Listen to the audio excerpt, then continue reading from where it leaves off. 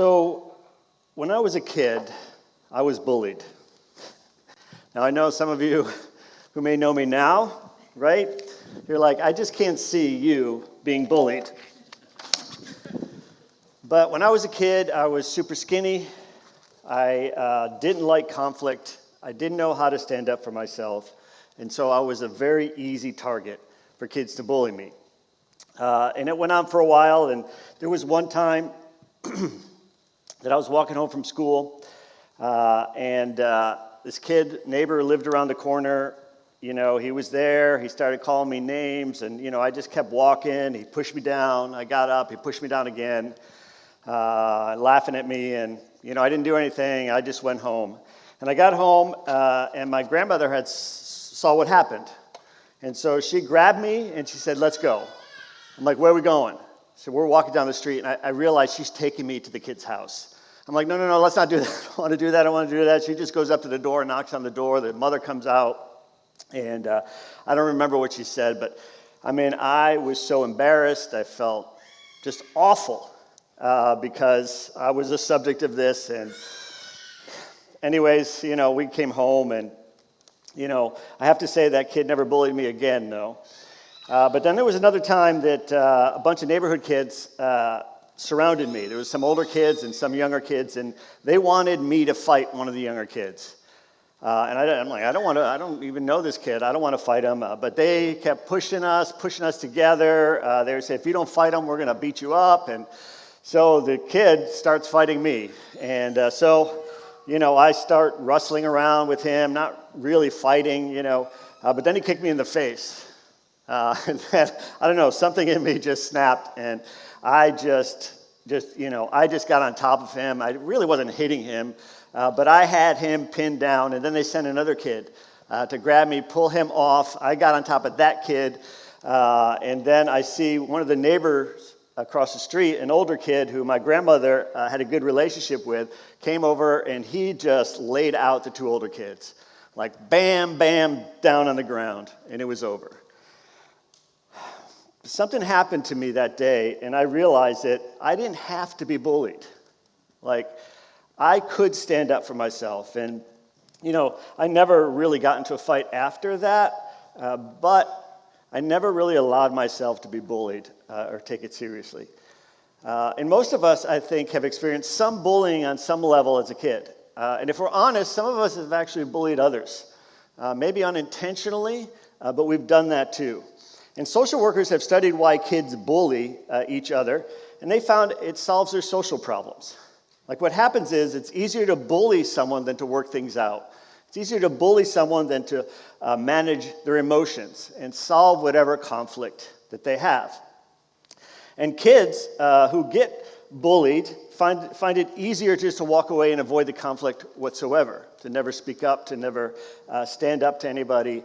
And so they avoid the conflict, and they're not ready to solve that problem either. And listen, they're kids, right? We shouldn't expect them, right, to know what to do, to be mature and developed enough to learn how to solve their problems in a healthy way. But, it seems, and maybe you guys agree or not, but it seems like a lot of adults haven't learned that lesson either. We just don't know how to solve our disagreements and our problems. We don't know how to have conflict in a healthy way. From our politics to our religion, right? From our anonymous online lives, right? To our personal relationships. We're just not good at working things out. Some bully others. They force their opinions on others, their beliefs and their wants on others. And certainly there's nowhere that's more apparent than online, right? It's easy to bully someone anonymously. It's really easy to do that. But we also see it in our personal relationships too. Insisting on things being your way. Always, wanting to be right and being aggressive about it, forcing things. And then the other side, some people just don't want to rock the boat, right? They don't like conflict. They want to keep the peace, okay? And so what happens is the conflict just grows and grows, and they get bitter and resentful about it. But you see, neither bullying through the conflict or avoiding the conflict brings peace. Neither direct aggression or passive aggression, which a lot of people do, brings peace. And so we have to grow out of our childish ways and solving things like we did on the playground. And go ahead and pull out your notes. And our first verse from 1 Corinthians 13 says, when I was a child, I talked like a child. I thought like a child. I reasoned like a child. Okay? When I became a man, I put the ways of childhood behind us. Well, today we're continuing our Disruptive Peace teaching series. And if we haven't met, my name's Chris. I'm one of the pastors here. And we're going to talk about war and peace in our relationships. And today I want to look at a story from the New Testament that exposes judgment, condemnation, disrespect, selfishness, self-righteousness, and the demonization of the other. And from this story, learn how Jesus, responded to it, and then look at some biblical principles on how we should respond to the conflict in our lives, to how we treat others that are in conflict or we don't agree with. And the origin of the story is in John chapter 8. Now, there's some controversy around this passage in the Bible, and if you're going to notice in the Bible, there's a footnote about where it belongs. And the controversy really is where it belongs, but it's not that it does belong in Scripture. It's where they should put it. And so, you can look into more of that. I'm not going to worry too much about it because since it's in the Bible, I think we have to deal with it. And it really talks about conflict well. So let's get into it. John chapter 8, we're going to start in verse 2.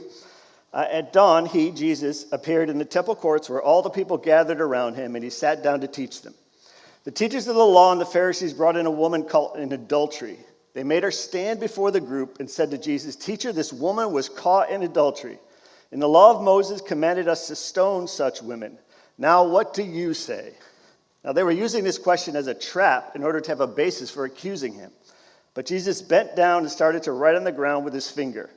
When they kept on questioning him, he straightened up and said to them, "Let any one of you who is without sin be the first to throw a stone at her." Again he stooped down and wrote on the ground. At this, those who heard began to go away one at a time, the older ones first, until only Jesus was left with the woman still standing there. Jesus straightened up and asked her, "Woman, where are they? Has no one condemned you?" "No one, sir," she said. "Then neither do I condemn you," Jesus declared. "Go now and leave your life of sin." And so this story really is about one side that's more concerned about power than the person. Right? They're more concerned about judgment than grace. They're more concerned about punishment than forgiveness. They're more concerned about being right than being righteous. And if we're honest, we're more like them than we would care to admit to ourselves. All right? Often we are more concerned about being right than being loving. Our ideas are right. Our politics are right.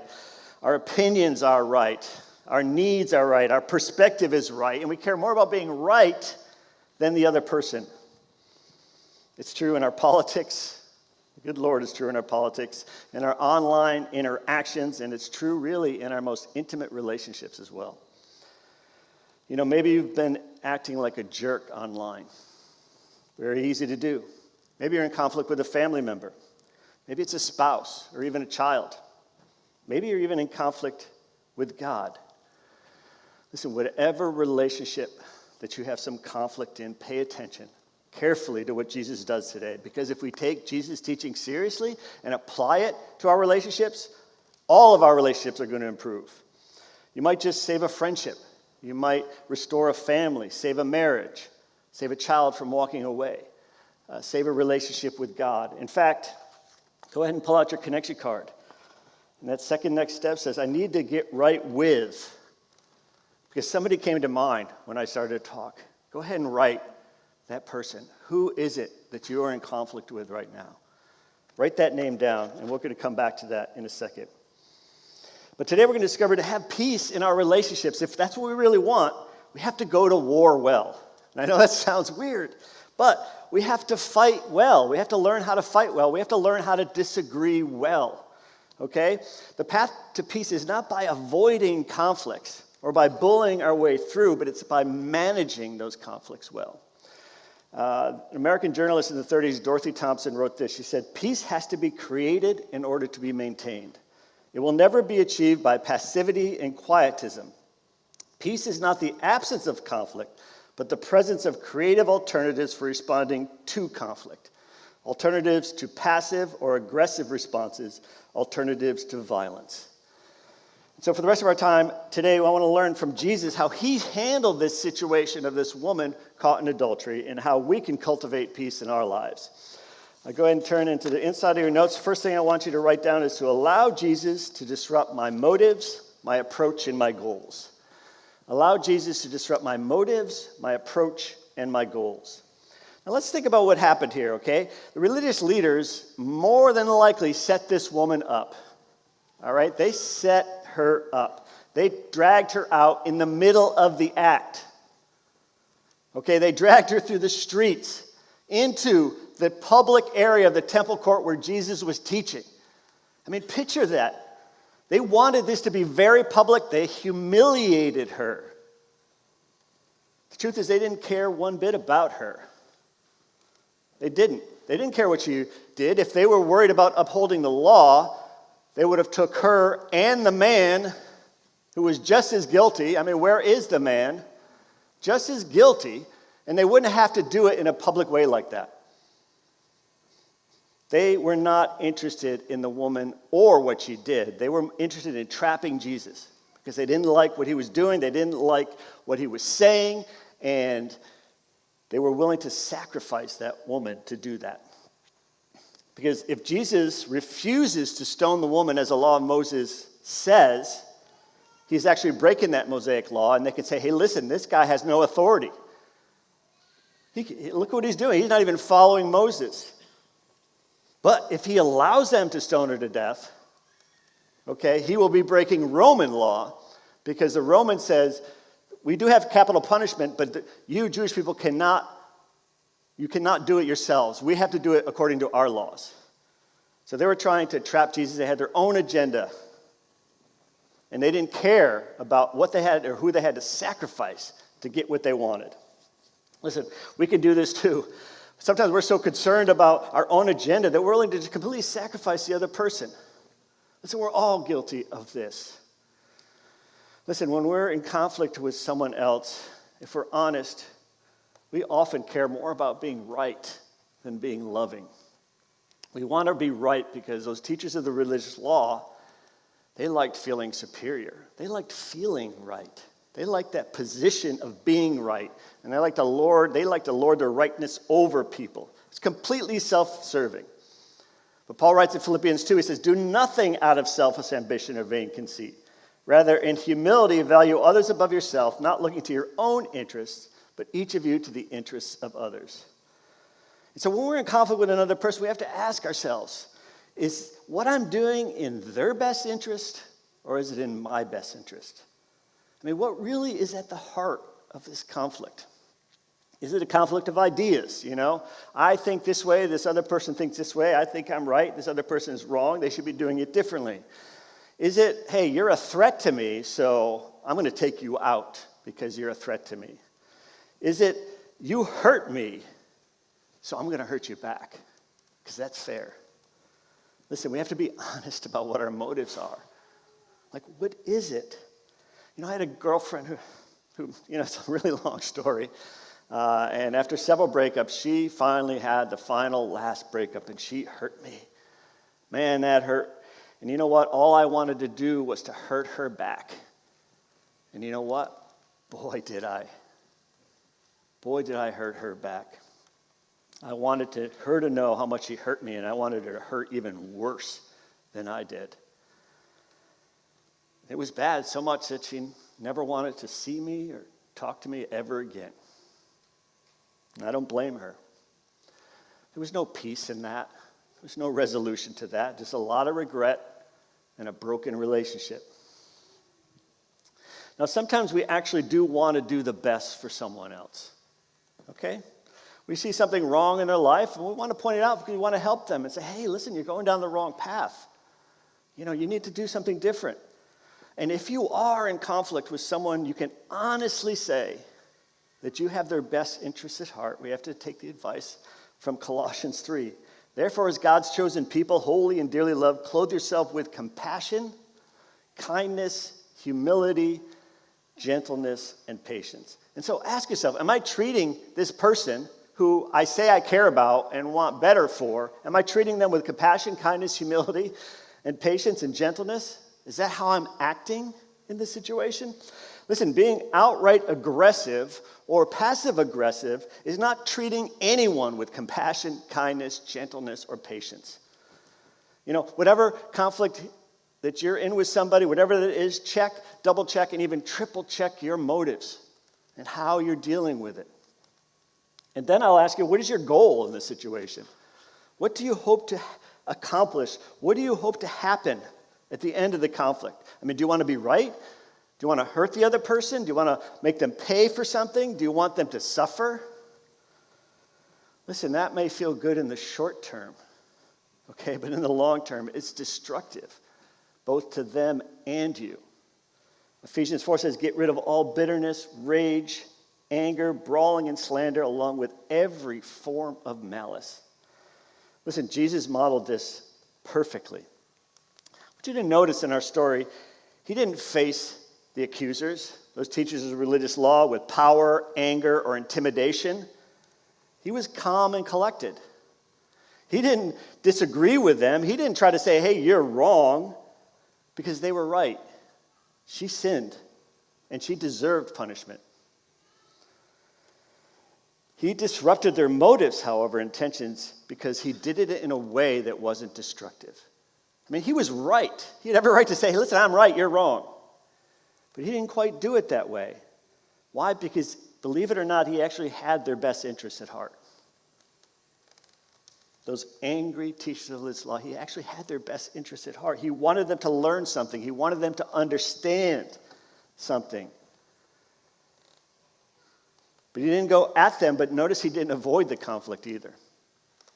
He didn't make snide comments about them to others after the fact. He didn't let the situation deteriorate. No, what did he do? He got down on the ground. He lowered himself. He humbled himself and started writing in the dirt.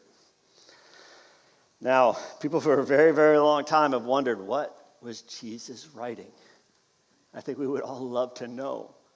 What was he writing? And there's a lot of different theories about what he was writing. And, some are good, some make sense. I don't know, but the truth is, frankly, it's just not important. It's not important, because if it was important, it would tell us what he was writing. What's striking is not what he wrote, but how he did it. On the ground, calmly, steadfast, and slow. And boy, that must have been frustrating for those religious leaders. Think about it. They weren't expecting this. They wanted to get into it with Jesus. They wanted a conflict. They wanted a fight, and they wanted it to be public. They were ready. They wanted to trap him. Now, we don't know exactly how long Jesus was on the ground doing that, but long enough for them to get frustrated and keep badgering him for an answer. And what would it look like for us to not do what's expected from us? When things get heated, to not get heated back. What would it look like for us to be calm and quiet for a while in the face of that? To let our temperature cool down a bit. To diffuse everything, to diffuse that tension. Count to 10. People are really angry, count to 100. Maybe 1,000, depending on the situation. Go out for a walk, step away. That's not running away, that's just going and coming, just getting calm so you can deal with the situation properly and not just with emotion and being reactive. What would it look like? Look, it's hard, all right? The easy thing is to just respond in kind, right back at that person. That's easy. If someone gets angry or aggressive, you go right back at them. To hurt someone when we've been hurt, to damage someone that's damaged us. But that doesn't lead to peace, that just leads to more war. And then for others, it's easier just to shut down. Don't say anything. Don't share how you're feeling. Just let it stew, replaying it over and over in your head, letting bitterness and resentment just grow and grow in your life. Listen, some get aggressive, but it's passive aggression. It's a small comment here and there. It's complaining to others instead of facing the person directly. It's trying to rally support from others so that hey, you're right. Listen, passive-aggressive is no different than what these teachers of the religious law did. Passive-aggressive people just do it secretly and sneakily instead of out in the open. but it's no different. And that also doesn't lead to peace. That leads just to more war. War inside you, all right? War in how you perceive others. What would it look like to speak up when the small things happen so they don't turn into big things? To deal with it instead of running away from it. To treat yourself and the other person with enough respect to face it head on. Listen, if we want peace in our relationships, we have to allow Jesus to disrupt us, to disrupt our motives, our approach, and our goals.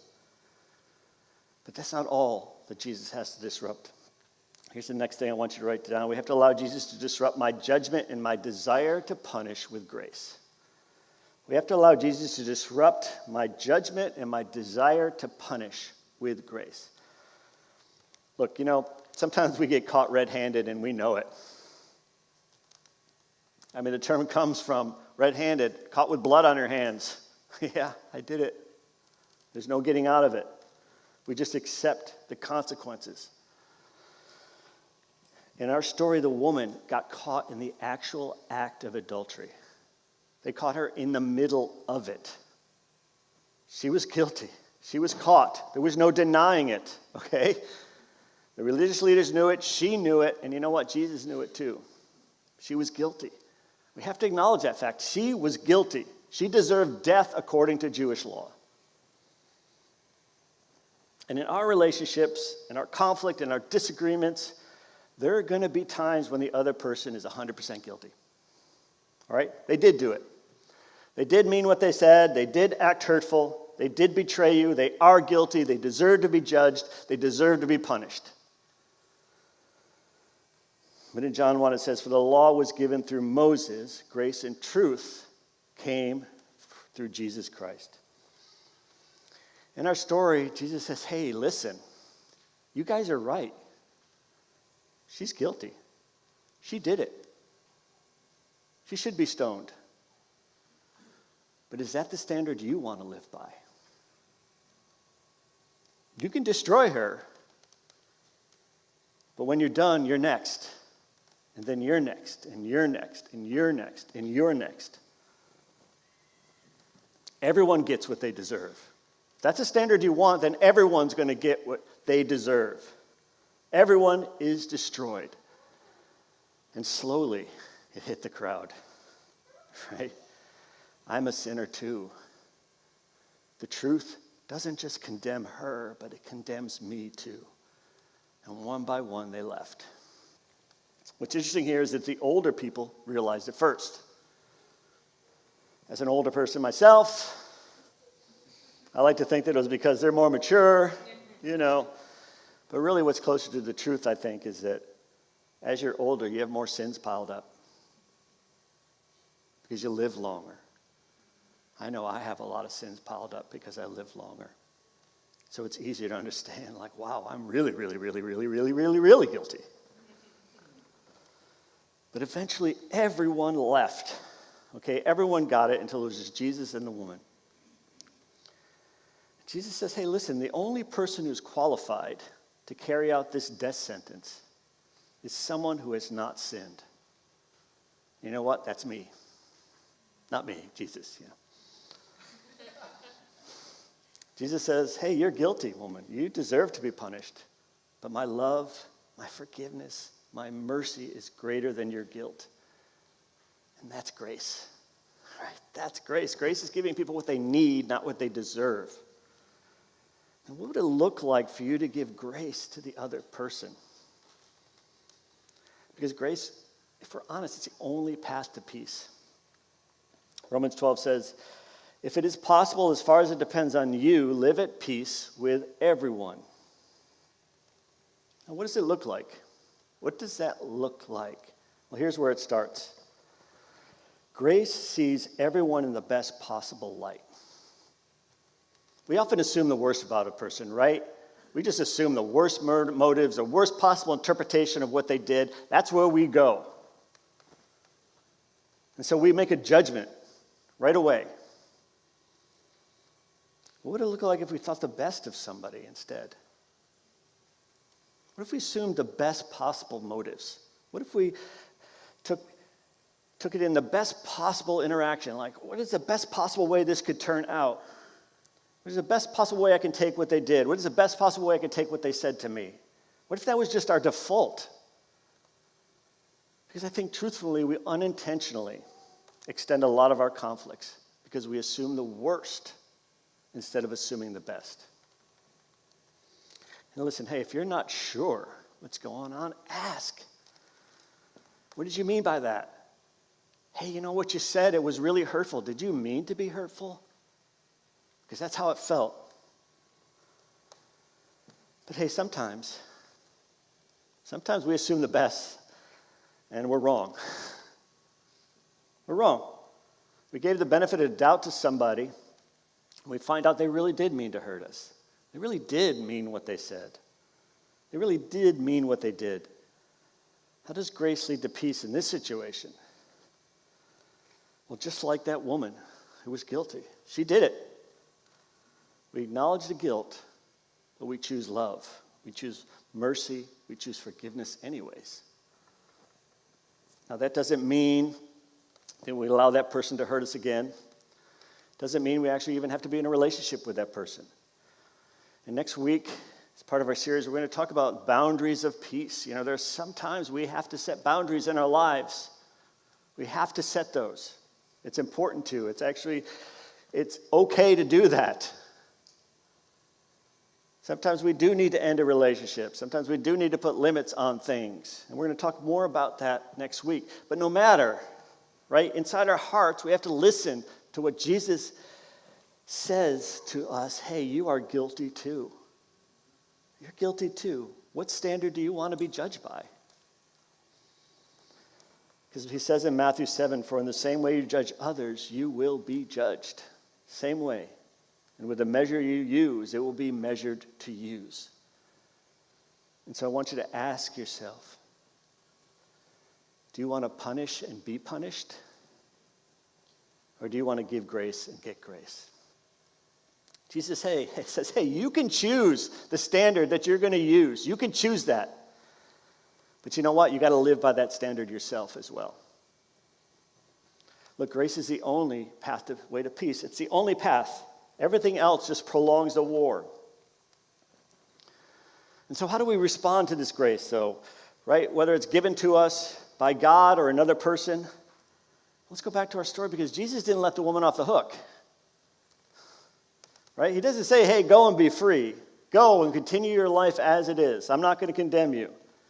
He says, I don't condemn you, but go and leave your life of sin. In other words, he tells her, you need to change. You need to change. Let my love change you. Let my mercy change you. Let my forgiveness change you. Let my grace change you. Let your interaction with me change you. When you need grace and you're on the receiving end of grace, the only godly response is to get better. It's to change the path we're on. Do better. Let Jesus change you.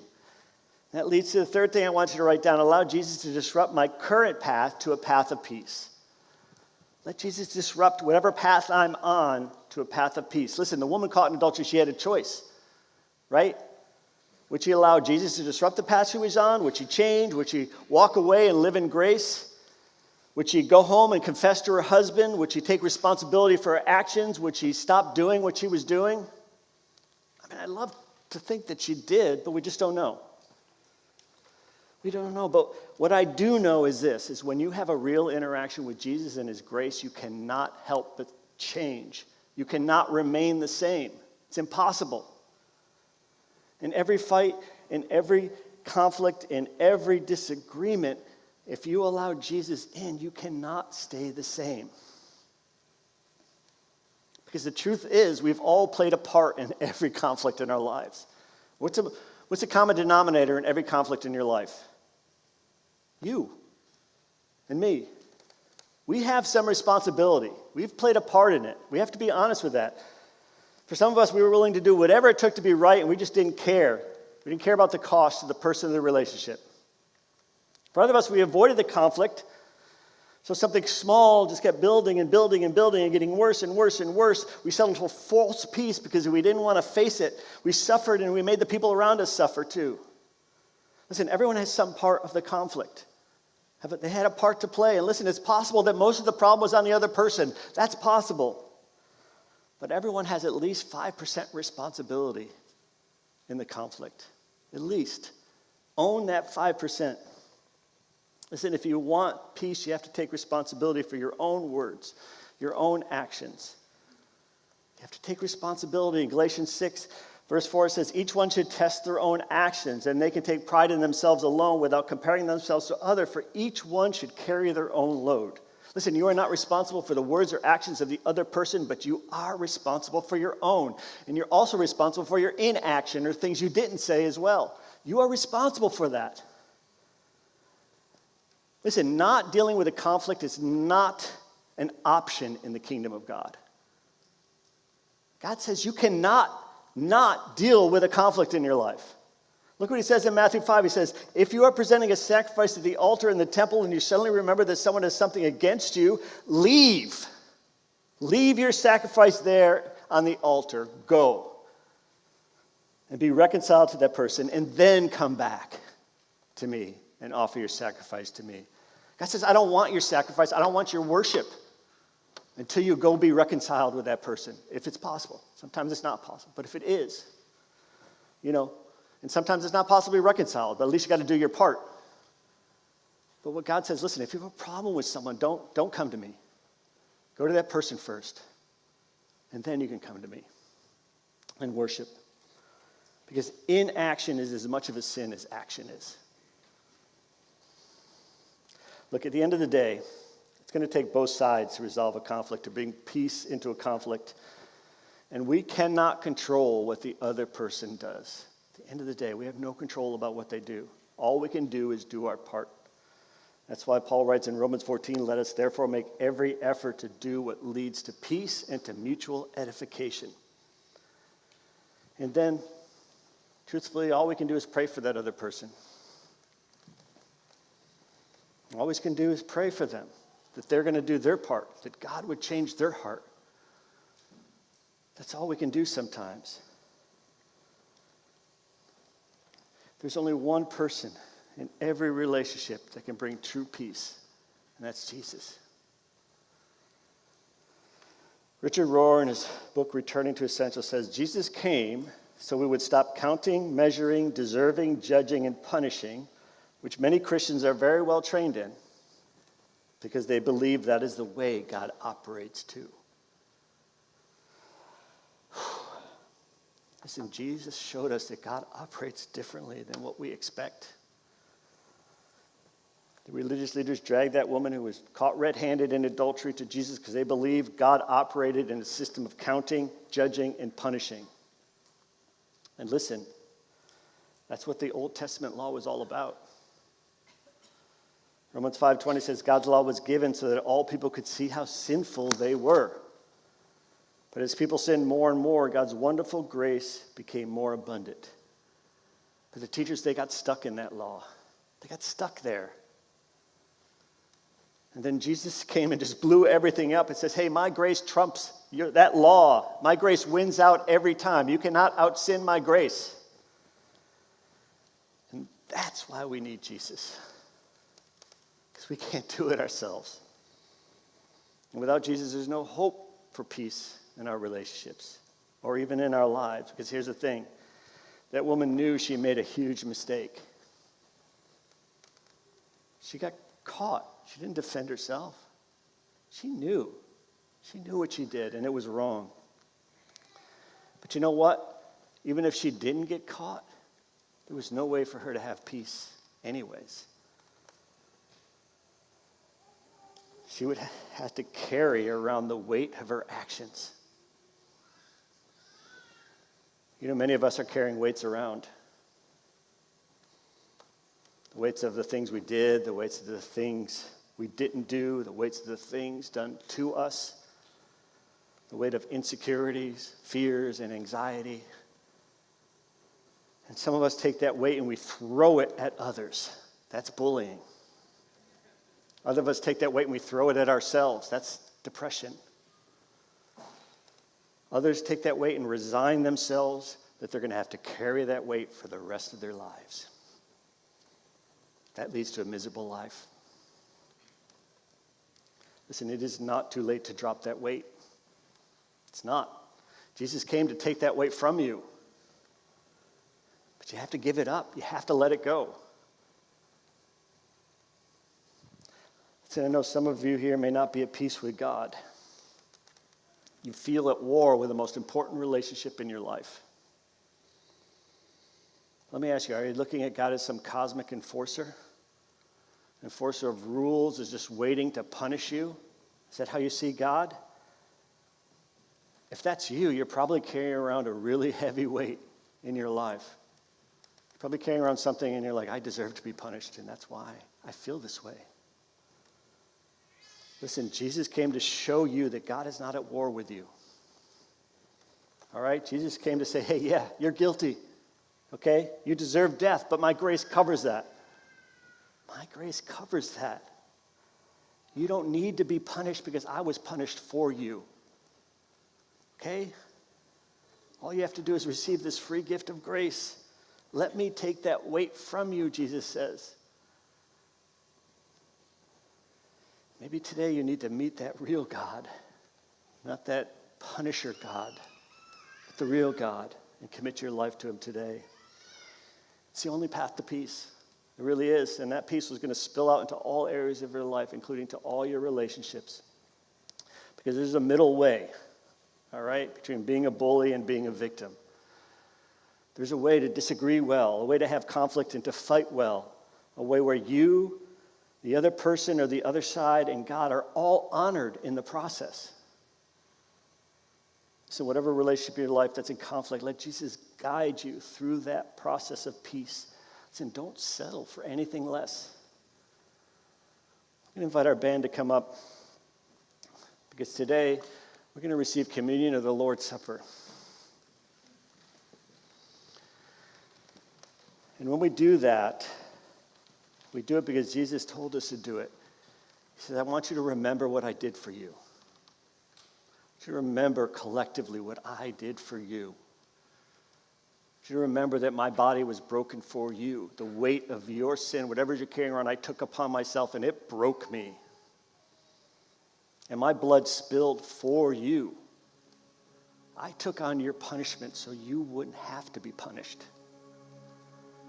That's what communion's all about. That's why we do it. So maybe you're here and for the first time, you want to get right with God. You want to accept that grace. You're tired of carrying that weight. You want to leave it at the cross. You're invited to take communion with us. Maybe you're here and you're already a Christian, but you're still carrying around weights that Jesus should have taken from you already. And Jesus is just waiting. Give it to me. I'm here. Give it to me. You don't have to carry that. Why are you carrying that? You have my grace. You have my forgiveness. Let it go. I want this time of communion to be that time for you to let it go. Remember what Jesus did for you. Now in the back, we have 2 stations, one on each side of the table, and we're actually doing things a little bit differently than we've done before. We have some regular bread. We have some gluten-free bread.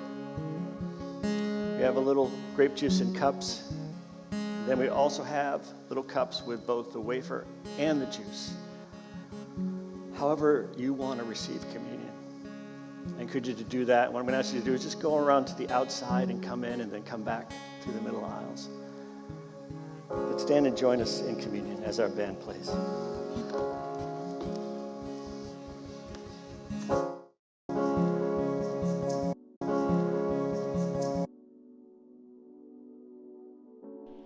What a great message.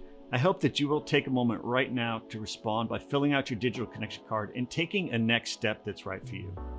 Well, right now we're going to worship through our giving, and you guys are such a generous church, and we thank you in advance. Your giving allows us to do all the things that we do on Sunday in person, here, online, and for our community, and even all over the world. And so we encourage you to give generously. You can give through our app. You can give through our website at thewellnh.org/give. You can give just by texting $sign in the amount to 84321. So we encourage you to continue to give generously. The more you give, the more we're able to do in the name of Jesus Christ. Now listen, we're glad you joined us today. Have a great week, and we hope to see you next Sunday.